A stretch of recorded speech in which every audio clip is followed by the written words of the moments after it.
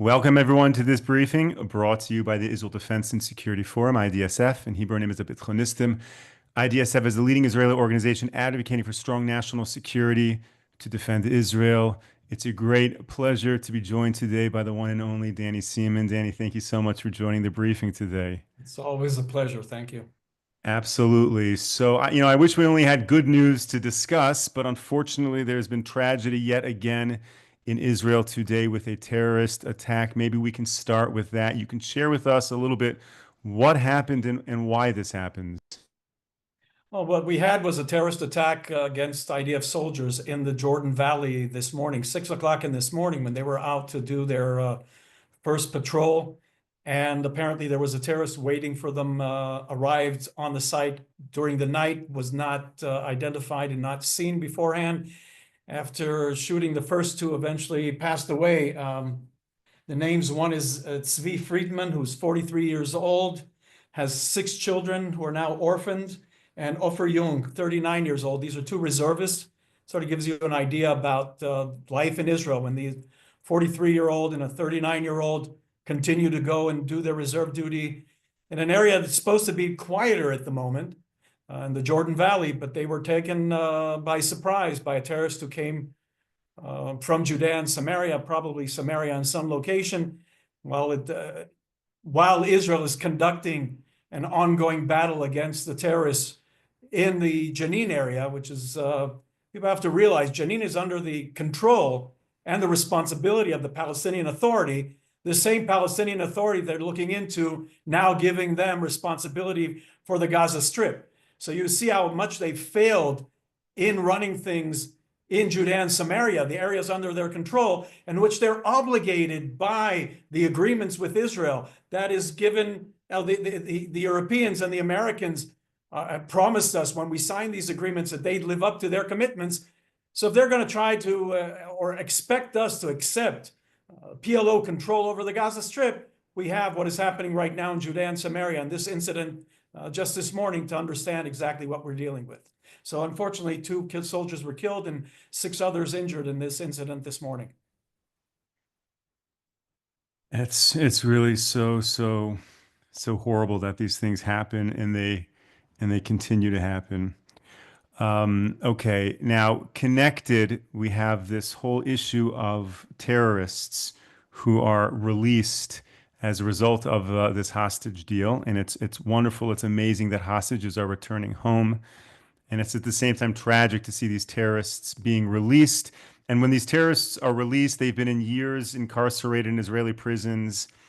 It doesn't seem like they're going home and getting advanced educational degrees and opening up productive businesses. They seem to be doing other things. Danny, can you elaborate a little bit about these released terrorists? What's happening with them? Well, this all is happening, as I mentioned, events going on in Jenin and in other locations within Judea and Samaria, trying to dismantle the terrorist infrastructure that was built in these cities. Again, the same thing like in Gaza is happening in Judea and Samaria throughout these areas. Right now, we're focusing on Jenin.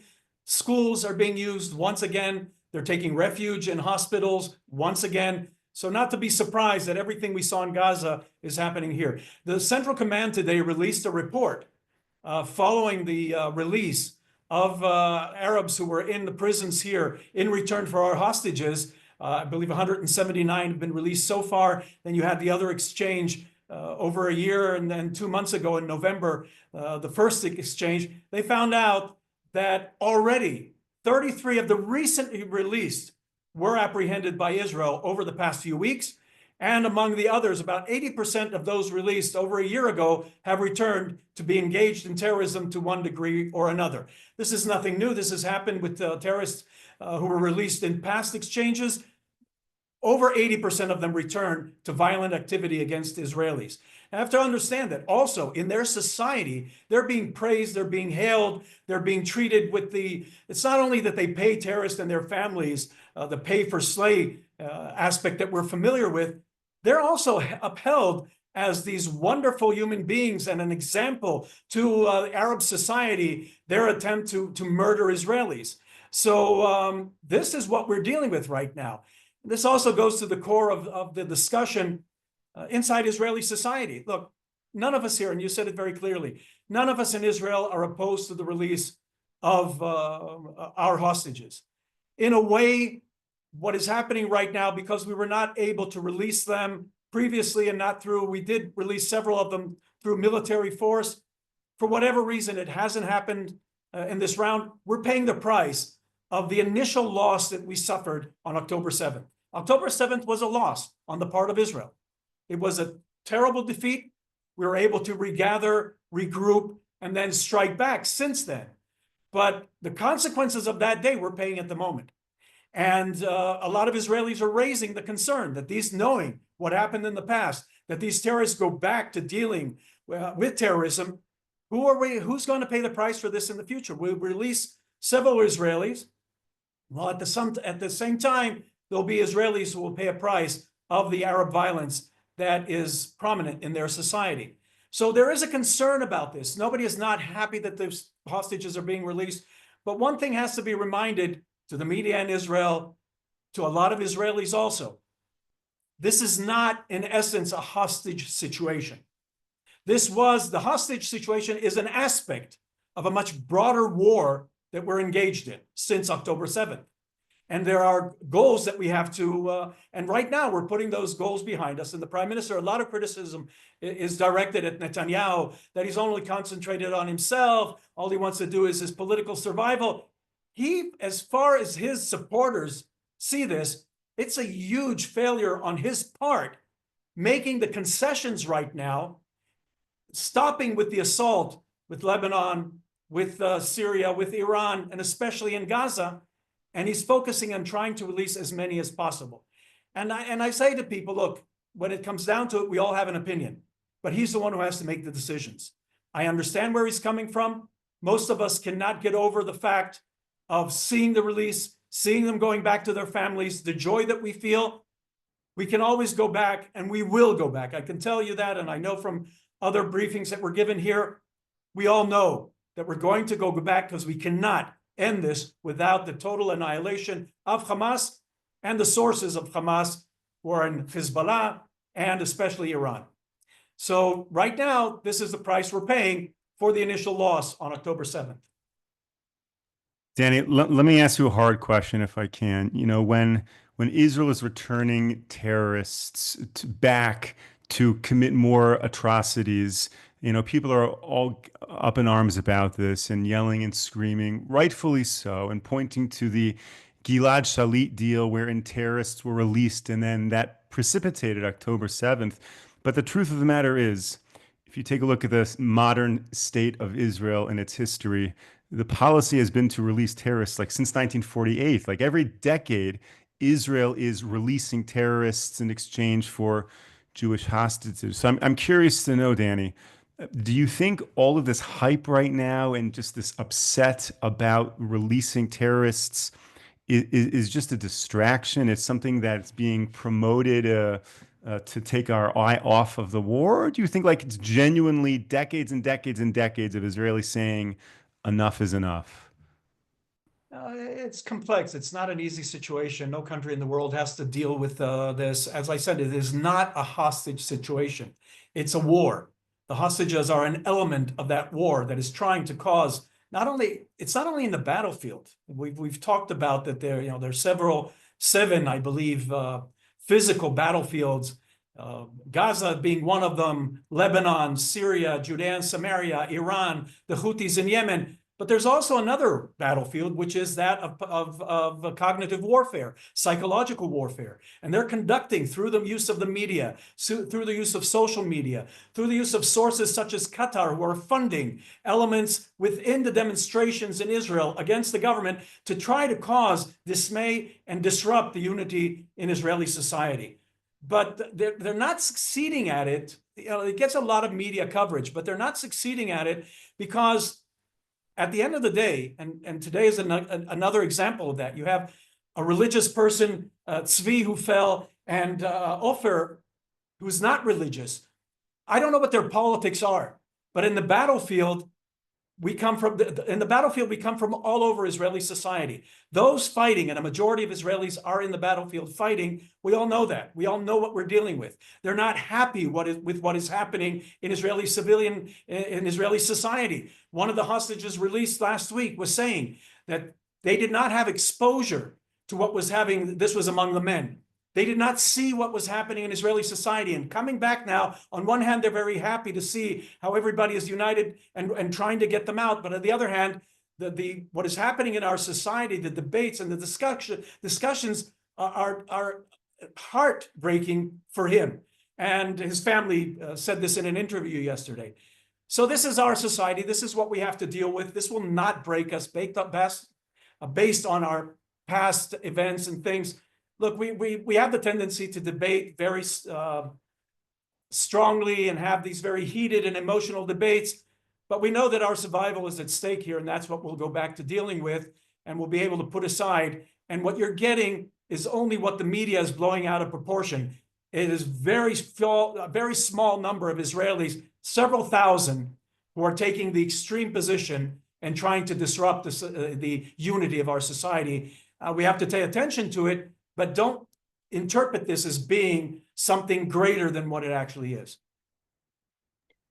Thank you, Danny, for sharing that and for giving us perspective on what we see in the news, because it can certainly be, there's a big disparity between what you see and read in the news and then Absolutely. what we share on these briefings, for example, which is why we have people like you to very much set us straight. Okay, so another issue very much in the news is the much anticipated, discussed meeting between Prime Minister Netanyahu and President Trump. The other day, General Avivi was on the briefing, and he told everyone to understand that much of the discussions we're not going to know about and are obviously not to be shared in public. So the extent to which you have a thought, Danny, that you can share with us on this, you're certainly an insider in the Prime Minister's office in the past. What do you think is happening in those discussions in DC?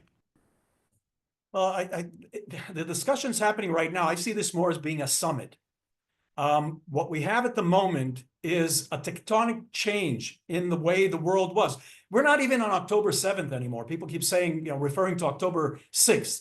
Yes, that's behind us, but we're not even on October 7th. Israel has changed. The Middle East has changed. The United States has changed.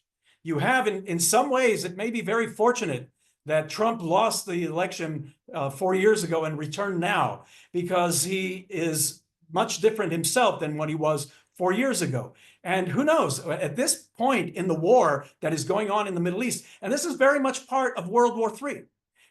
People say history repeats itself. It doesn't always repeat itself exactly. So people are expecting World War III, something like the Second World War. No, we're in the midst of World War III right now. So just like, and what you have there in Washington at the moment is a summit going on between Netanyahu and the American administration, and they've been meeting for several months now. So this is like the summary of all these meetings that were held between the elements in American society, in American administration and Israeli government. And it's sort of a combination of the Tehran conference, Potsdam, and Yalta was the word, the other one I was looking for, that were the meetings between the Russians, the Americans, the British around World War II.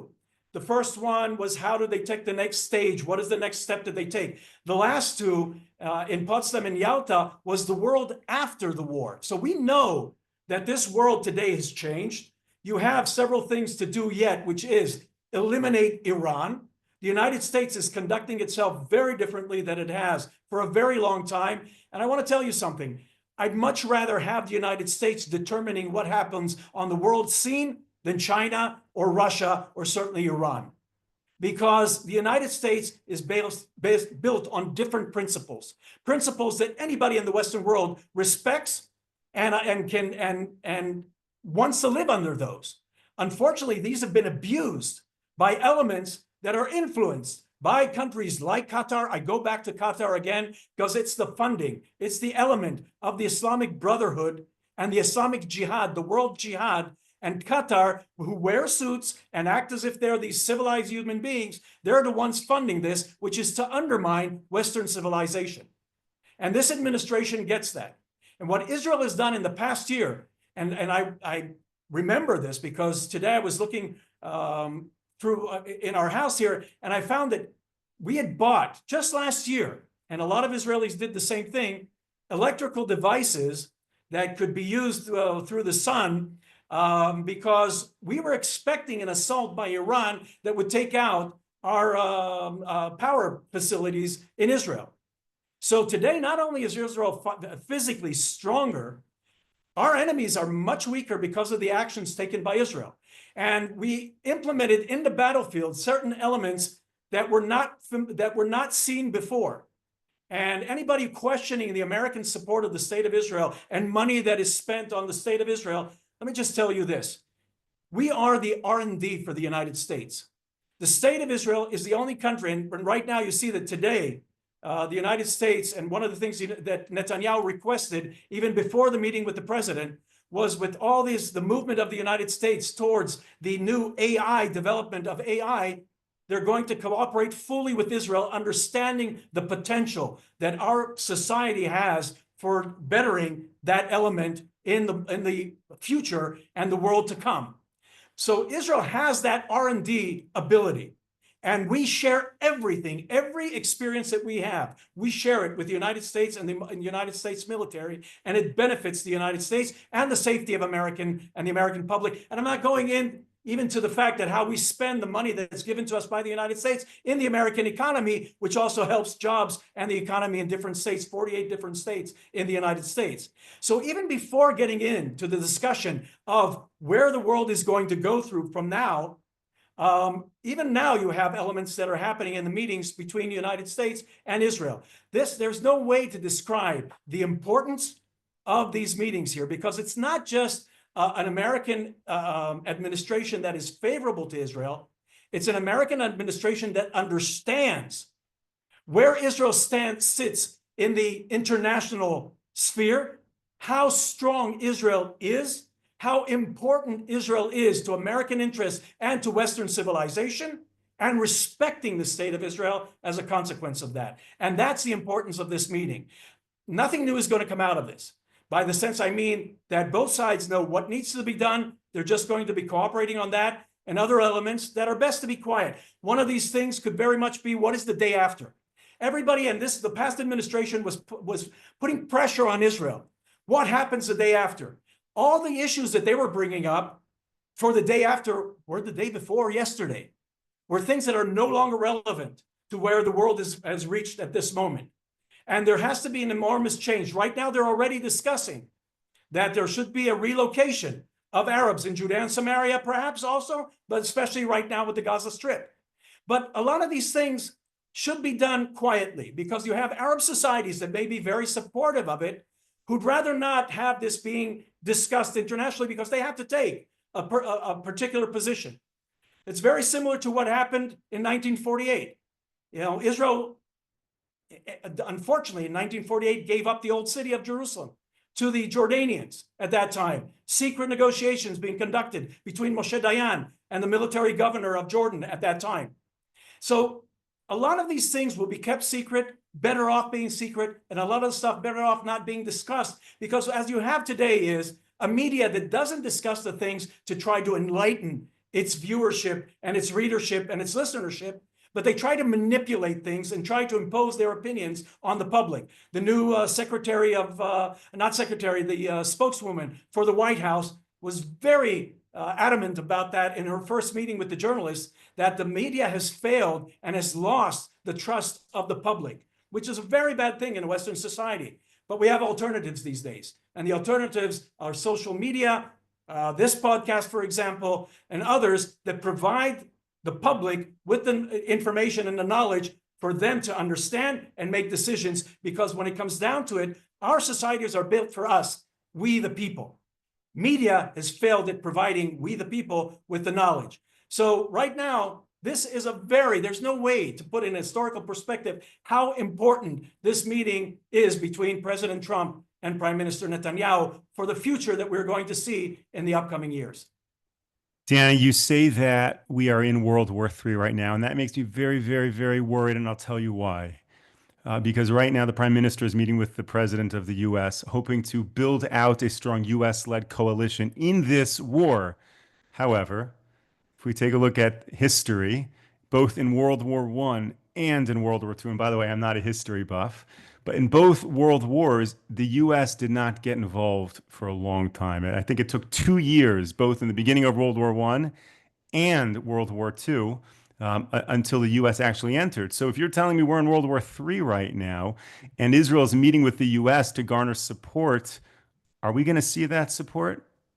Oh, absolutely. First off, they said it. Second, it's the only thing that makes sense. Third, we're already a year and 4 months, almost 5 months into this war. So it's about time for the Americans to come on board. If you look at the historical perspective, but they've already been involved. They've been involved with the Houthis in Yemen.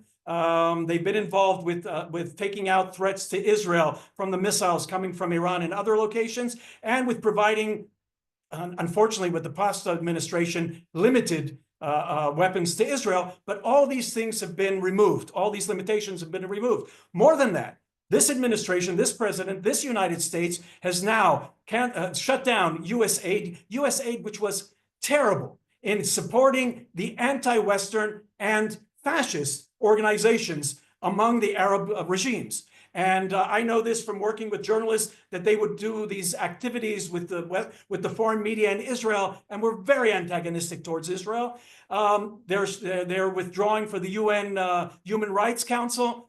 They're joining in the shutting down of UNRWA. So they understand.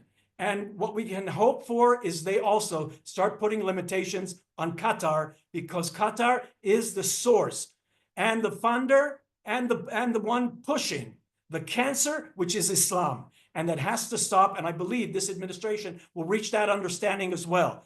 People in Europe also understand what the problem is. Some of the governments still don't get it, but unfortunately they'll get it through violence, through the violence that Islam has already started putting upon them. Here in Israel, we're in the front line of this battle, but it's only because we're closer to them are they taking it out on us, because to them, all of us, Jew or Christian, we are the infidels, and they need to annihilate us. And they say that very openly. They don't hide a thing. Everything they intend to do, they say it openly. All we have to do is listen on our part and then take the appropriate action.